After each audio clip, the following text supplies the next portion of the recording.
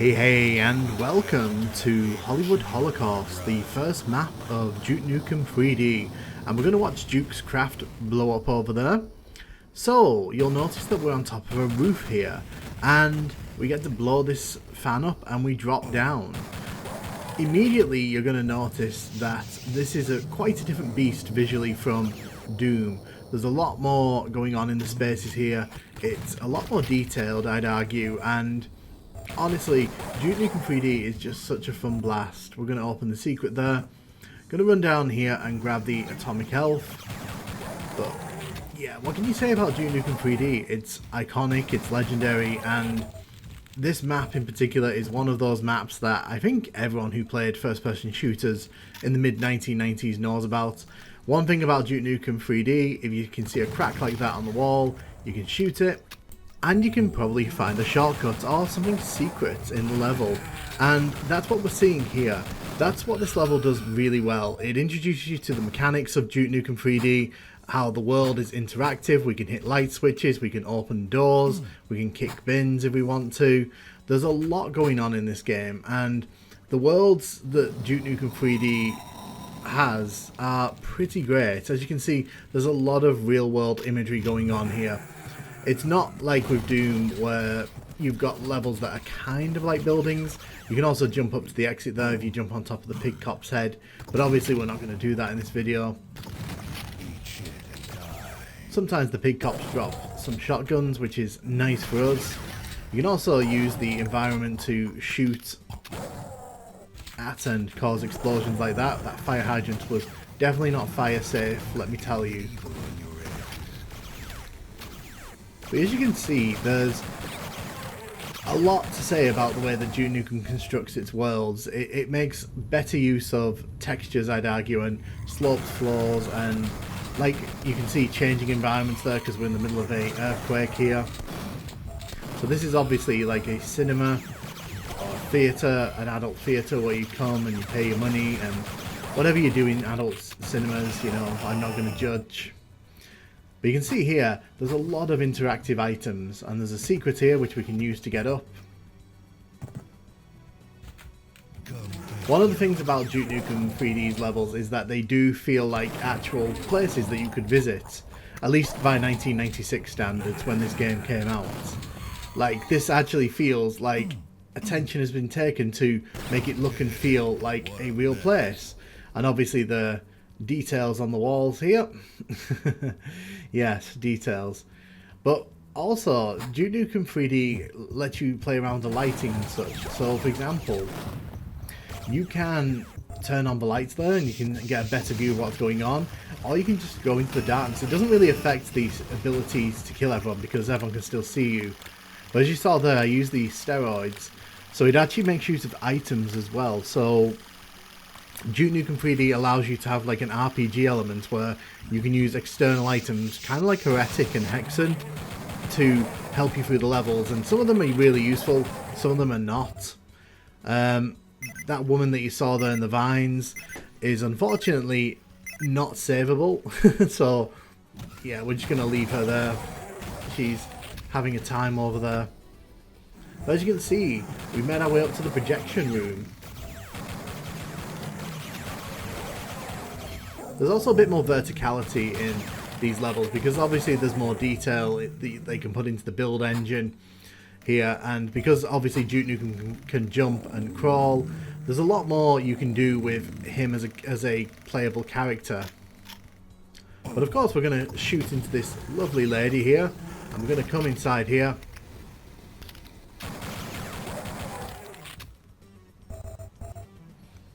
I don't think there's any real doubt that Hollywood Holocaust is pretty great at what it does. It introduces all the main concepts that you'd want to talk about. For example, like you can shoot the fire hydrant and drink the water to heal yourself. I'm not quite sure how that works in real life, but we're not here to judge.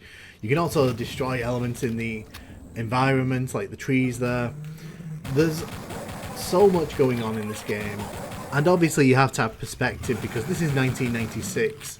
So, you know, back then this was pretty amazing. Levels that sort of changed on the fly.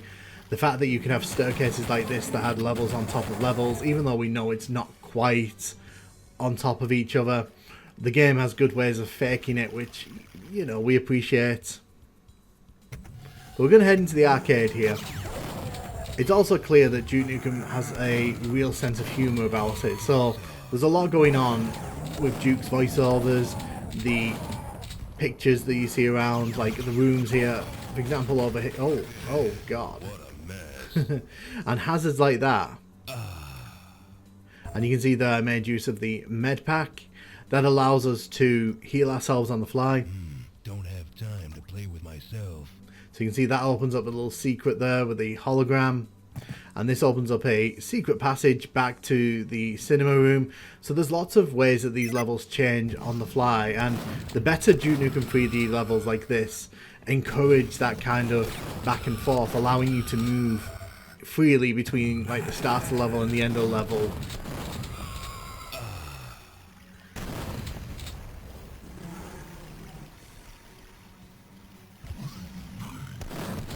So we're going to take care of the enemies here. You can actually blow that bridge up that we're walking across there. If you use the rocket launcher and you actually blow it up, you can actually blow it up and make the end of the level a bit more tricky. So there's actually a fairly interesting secret up here. There's these turrets up here that are guarding the shotgun shells and the jetpack there. So yeah, Duke Nukem also suffers from fall damage, so you've got to be really careful of that. There's a fun little apartment secret here. You can grab all the weapons in this first episode here. And I don't even want to know what they were watching there. You can shoot the martini glass. And there's just a lot you can say about this level. It does an amazing job of introducing you to the mechanics of Duke Nukem 3D. Of showing off what the game has to offer. How it steps up the game from previous first-person shooters. But it also kind of has a lot of fun as well. It's a very fun level. It's a very interesting level. And for me, I think this is up there with like the likes of Hangar and just levels that understand what they are. They introduce all these new mechanics and they throw them right at you, but they are not afraid to challenge the player at the same time, because there's a lot of hazards in this level that can catch you out. So we're going to dive into the Nintendo 64 version of this level here, and you can immediately see there's a lot of differences going on here. So instead of having a skybox sort of wrapped around this rooftop here, they've actually gone to the effort of putting in like fake streets and buildings to sort of create the illusion that you're actually in the middle of like a cityscape, which is pretty impressive in my opinion. That's a detail that I actually kind of prefer over what the PC version offered. And that kind of thing continues down here, because you can see they've added in a car, but they've also put in some skid marks on the floor there to kind of indicate that it was crashing. It's that kind of detail that makes this kind of interesting for sure.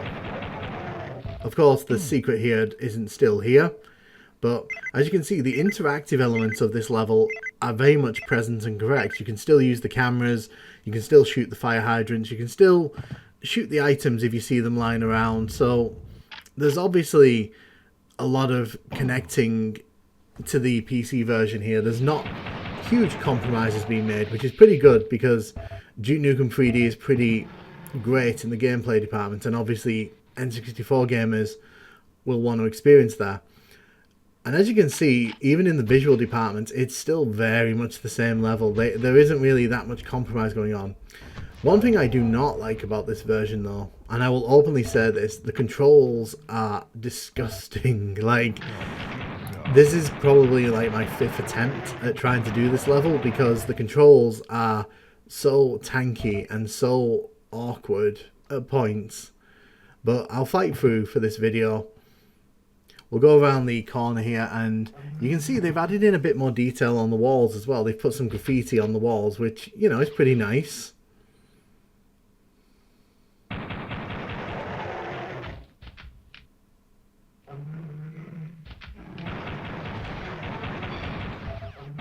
The enemies pretty much behave the same as well, so other than like a slight change in appearance in some instances, it's very much as you were. Although they have got rid of the earthquake section there. So for example, when you come down that slope in the PC version and the PS1 version, there's a bit of an earthquake that's happening, because that's kind of what's going on during this level. But they've kind of taken that out of this version, which I guess it's understandable. You know, it's one of those things that's not necessary to the game. There's also another cut coming up in a second here where when we kill this guy, the little passage over there, there's a little secret passage normally with an atomic health in there. Unfortunately, that's gone AWOL in this version. But as you can see, other than the changed posters, this is very similar to the room that we saw before. This room, however, has seen a bit of a change. They've actually made this room a lot smaller, and they've kind of made it more cramped and narrow, which, you know, kind of feels more like a toilet you would actually see in a cinema like this. But as you can see, that alien was still on the toilet there, so, you know, they haven't changed too much in the conversion here.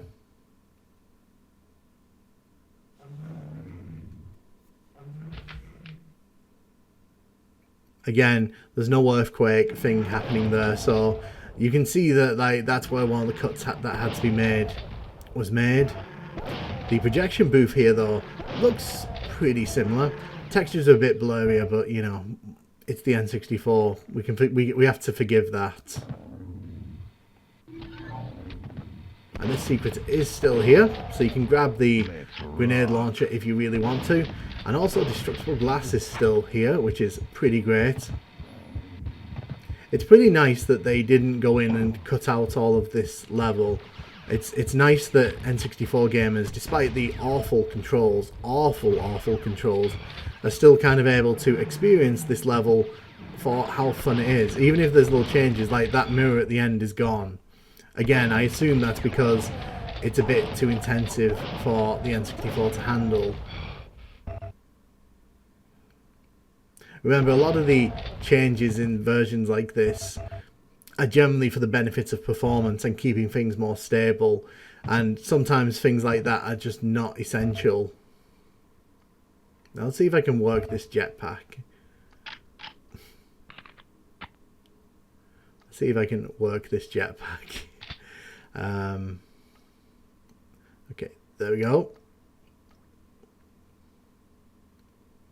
Can I activate it? I can. Now, can I fly it? So, let's see. Let's see if I can make this happen. Right, so this is my flying tutorial in this game.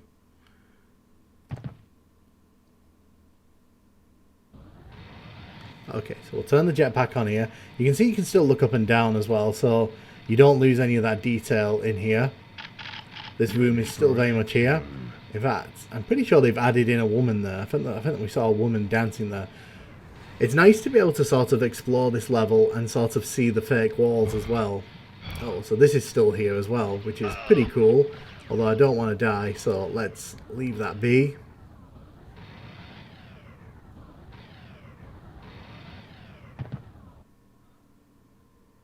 Just going to grab this health here. But overall, you kind of have to be impressed with the fact that like this is a very faithful recreation of Hollywood Holocaust. Didn't mean to activate my jetpack there. I will get used to these controls. They've also added in some extra details in here. There's like a cola vending machine there. There's... Oh, I forgot about you. There's like little items on top of the machines. Oof.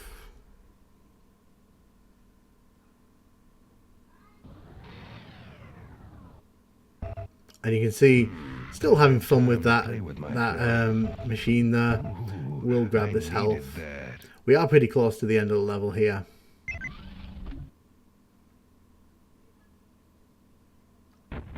Ah, so you see, there are destructible elements still in the game, just not used as frequently.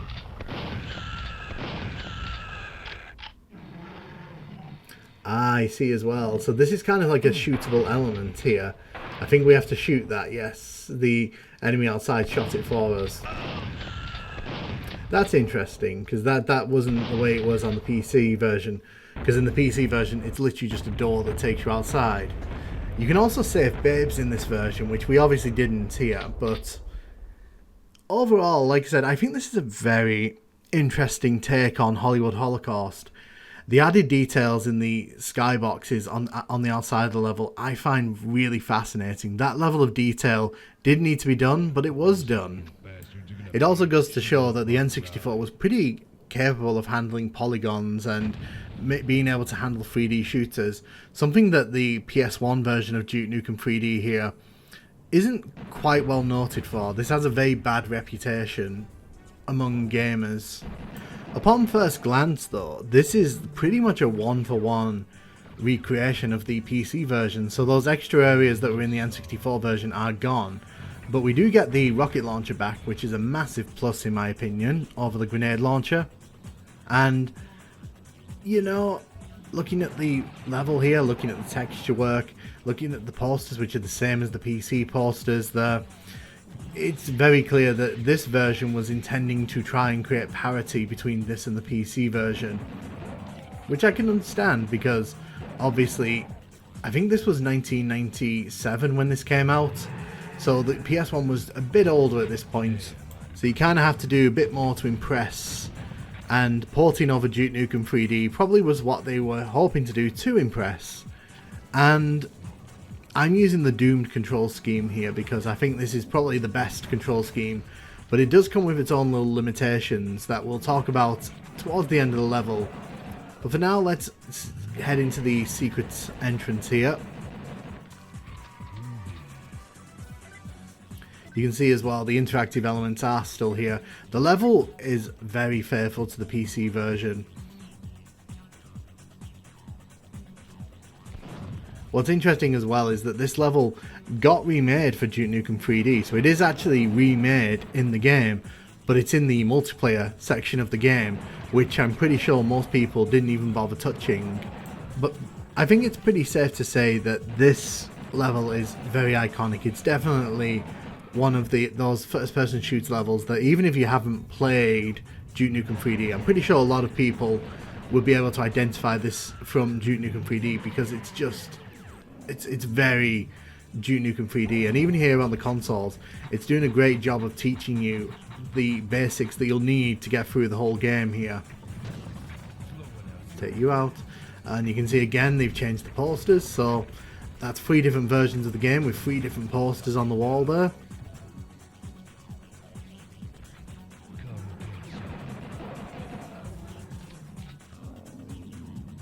But you can see the section over here with the atomic health is actually back and fully represented, so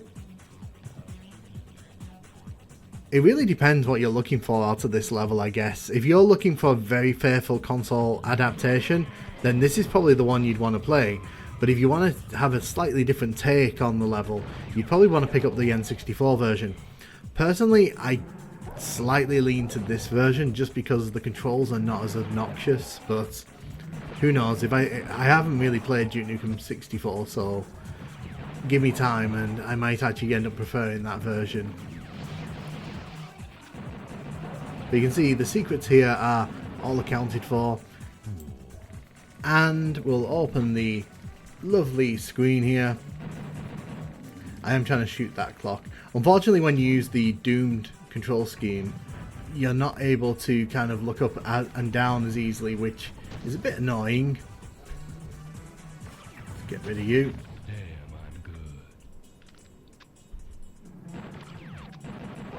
So it's interesting to me that they've got rid of the mirror there. I'm not sure if you can click it and open it, but it is kind of an interesting choice that they get rid of the mirror there. But when we go in the bathroom here, I just wanted to see if there was a way we could shoot that. Oh, hello guys. You can see that the mirror here is all present and correct, so it's interesting that they moderated some of it. There's Duke Nukem. Shoot you in the face.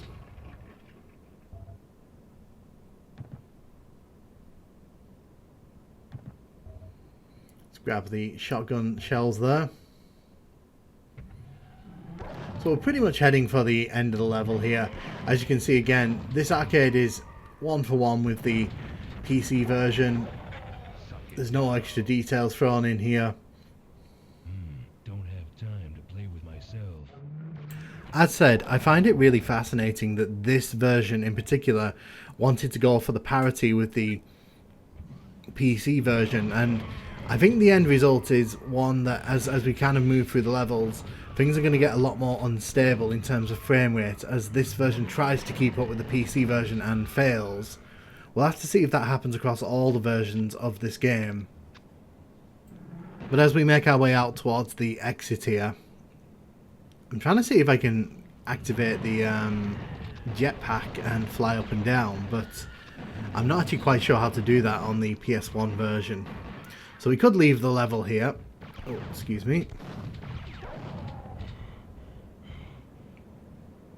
So let's see if I can work this out. I might have to change control schemes here. I might have to... see, that's the annoying thing. It doesn't actually show you the controls in this. That doesn't help me at all, does it? Let's see if I can figure this out. Let's see if I can figure out how to fly up and down here. But overall, like with these levels, you can definitely see in the PS1 version here that, well, there you go, that's the end of the level.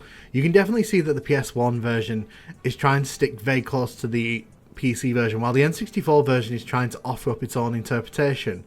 What are your thoughts on Hollywood Holocaust? And let me know in the comments.